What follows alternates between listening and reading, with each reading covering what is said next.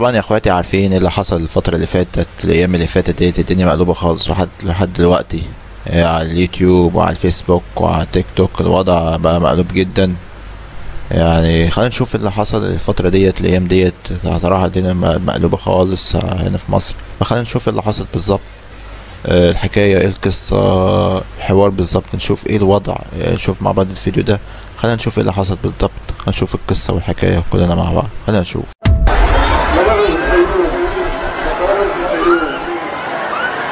يعني هي واحدة لو معلش سوري يعني عايزة تاخد العيال وهتمشي برجليها مكسورة، أكيد هتبقى في ظروف تانية وأكيد هتبقى عاملة احتياطات تانية خالص غير الحسبانية دي خالص. بس السلام عليكم. الفيديو ده امانه في رقبتك. تخيل معايا كده اللي انت ما كنش موجود وحد يرد غيبتك. تخيل معايا اللي انت اصلا ما بقتش على وش الدنيا، لكن في ملايكه من ربنا سبحانه وتعالى تطلع وترد كل حاجه عنك. والنهارده هنكمل معاكم الحكايه اللي فيها عدد من المفاجآت المهمه، حكايه الام وعيالها الثلاثه اللي ماتوا على ايد الراجل بتاع فيصل. راجل ايه؟ على بتاع محل ادوات البيطريه بتاعت فيصل. عدد من المفاجآت المهمة، لكن خلونا نبتدي بس بأهم حاجة. تسجيل صوتي من أخت القتيلة أو أخت المجني عليها، بتكشف فيها عدد من التفاصيل المهمة. بتتكلم فيها ازاي الست دي يتقال عليها خاينة ولها عشيق وتمشي، ومشيت ازاي بالرغم ان رجليها كانت مكسورة. بالرغم اللي عدد من المفاجآت لازم حضراتكم تسمعوها. يعني مع احترام لحضرتك ربنا اللي هيبين حقه. هي اختي من ابويا، انا اكبر منها، انا اكبر واحده. عزيز اختي مش كده خالص. هي طبعا عكس كل الكلام ان سوري يعني بيطلعوا عليها. هي مش كده خالص. هي واحده غلبانه جدا، اتظلمت في حياتها كتير وكانت بتشتغل طبعا عشان جوزها يعني ظروفه على قده، ويعانت معاه كتير جدا. حتى جوزها لو قال حاجة او قال بتخدم او بتروح، فدي حقيقي فعلا هي كانت بتخدم في البيوت، بس مش بتخدم بالمعنى اللي هو المعنى. يعني هي كانت شغالة عند ناس المفروض اللي هي عارفاها، يعني مش اي حد بتروح له. فالله اعلم ايه اللي حصل معاها، مين ابتزها، مين صورها، مين عمل حاجة خلى الموضوع ده كله حصل.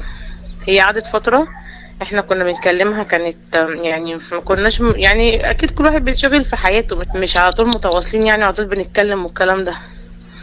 بس هي اللي انا عرفته منه ان هي كانت غضبانة عند مامتها، واحنا ما نعرفش، ما كانش قايل لنا ولا قايل لحد. راح جابها حكالنا بقى، جاي يسألنا هي فين ومش فين. اصلك هي غضبت راحت عند امها وانا جبتها وصالحتها ومش عارف ايه، وبعت لي سكرينات وعمال يعتذر لها ومعلش وهتغير ومش هتغير والكلام ده. عايز يثبت لي ان هو يعني ما عملهاش حاجه ومفيش دافع اللي هي تمشي تاني يعني. وهي المفروض ان هي رجليها كانت متجبسه. هو قال ان هو لما راح جابها كانت رجليها مكسوره ومتجبسه. يعني هي واحدة لو معلش سوري يعني عايزة تاخد العيال وهتمشي برجليها مكسورة، أكيد هتبقى في ظروف تانية وأكيد هتبقى عاملة احتياطات تانية خالص غير الحسبانية دي خالص. بس فهي لا، هي عكسي تماما. تخيل معايا كده، تتخيلي ده الواقع. ست اتقال عليها ما في الخمر، اتقال عليها اللي هي ليها عشيق وعشيقها بيقول اللي انا خلصت عليها بعد ما هربت وجات لي عشان اكتشفت اللي هي ليها عدد من العلاقات التانيين. طب واحدة هتبقى مغيبة او منفصلة عن الواقع، بتربي عيالها تربية صالحة وبتدخلهم الازهر وبتحفظهم القرآن وبتجيب لهم كتاب السيرة النبوية. واحدة بتعلم عيالها دين ربنا، واللي احنا عارفينه وفاهمينه اللي بيحفظ القرآن بيحفظه. هتيجي ترد عليها وتقول لي ماشي بس الموتة صعبة قوي، وايه السبب اللي يا عم دي إرادة ربنا. ربنا ليه حكمة في ده. ما هو جايز اختبار لصبر الأب، اختبار لصبر أهلها. ما دي مصيبة من مصائب الدنيا. لما الزوج يطلع ويقول حسبي الله ونعم الوكيل في كل واحد جاب سيرة مراتي. تخيل معايا، ما هو قدامه الترند يركبه ويطلع قدام المجتمع كله ويقول انا واحد مراته خاينة وخدت عياله، انا واحد اتغدر بيه، ويقدر يقول كلام كتير وهيتصدق. ليه؟ هيبقى ماشي مع المتهم.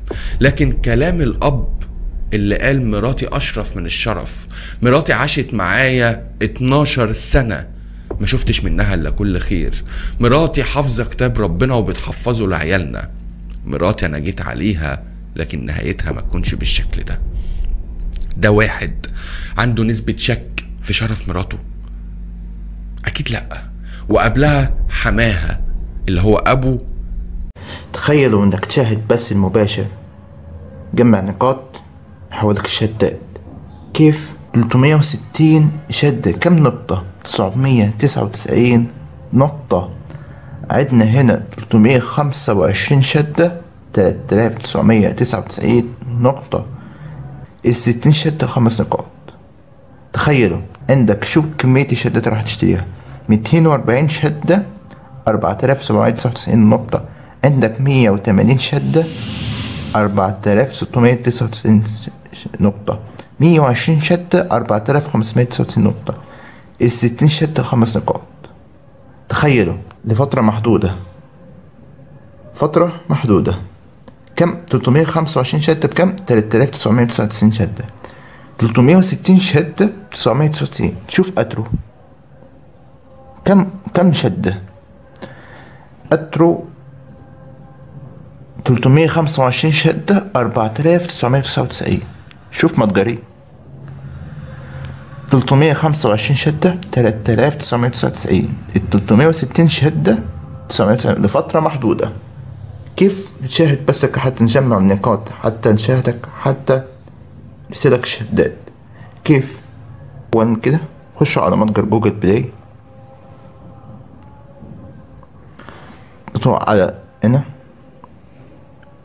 بحث كيك، ما في ابسط منه، ما في كيك بالعربي. تحمله، تضغط على فتح. بعد ما تحمل البرنامج من جوجل بلاي تخش على كيك.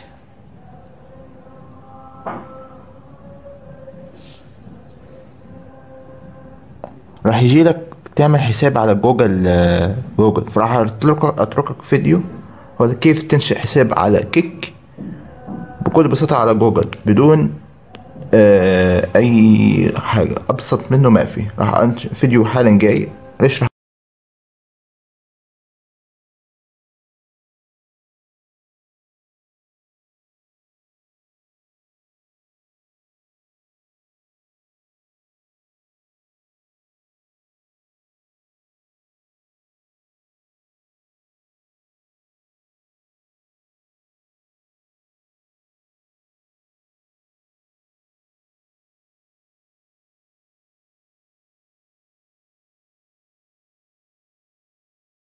لما تنشئ حساب على كيك. طبعا خش على هنا السيرش او البحث هنا، تضغط اكتب كده GAMEBLAYS 5 بهذا الشكل. تمام. اول واحدة هجي تمام. تعمل بحث او هيجي لك بالشكل ده كده. تضغط على الشات. اهم شيء تضغط على الزر الاخضر حتى تشاهد متجر وتشاهد كم لديك كم نقطة بحسابك. حتى تشاهد بس، كل ما تشاهد بس دقائق، كل دقيقة بنقطة. اول انش لازم تضغط على اللون الاخضر اللي فوق، الاخضر يتحول لاسود. اهم شيء حتى يحسب لك النقاط. يجي لك 5 نقط مباشرة. ثانك يو فور، هيجي لك رسالة كده. اول ما تعمل كده هيجي لك ثانك يو فور كده. فبعد كده اول ما كده بوتريكس بوت موثق تضغط كده تشاهد بس مباشر على كيك. تضغط التعجب، علامة التعجب بهذا الشكل. نقاطي، تعمل ارسال. شوف بوتريكس بوت موثق لديك 5 نقاط. تشاهد بس كل دقيقة نقطة. شوف الشدات، جمع الشدات. خش هنا مثلا تجمع النقاط. هقول لك الحين كيف ترسلك يحولك الشتات بحسابك. خش كده تعمل تعجب بعد كده متجر.